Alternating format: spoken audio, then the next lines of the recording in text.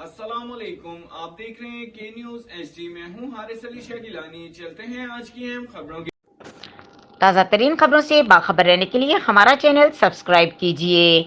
لیے چلیں گے ساہیوال، جہاں سے رپورٹ کریں گے ہماری نمائندہ مہویش۔ ڈی پی او ساہیوال فیصل شہزاد کی زیر صدارت D P O office Sahiwal میں کرائم میٹنگ کا انعقاد کیا گیا۔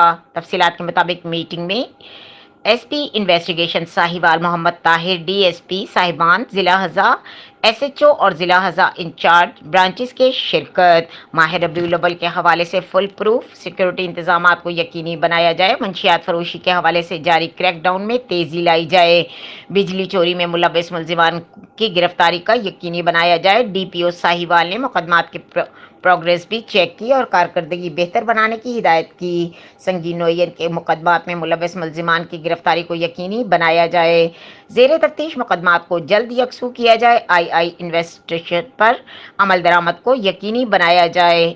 انصاف کی فراہمی اول ترجیح ہے، اس میں کوئی کوتاہی برداشت نہیں کی جائے گی۔ ڈی پی او ساہیوال فیصل شہزاد کا کہنا تھا کہ اشتہاری مجرمان اور چوری کے مقدمات میں ملوث ملزمان کے خلاف کریک ڈاؤن میں تیزی لائی جائے۔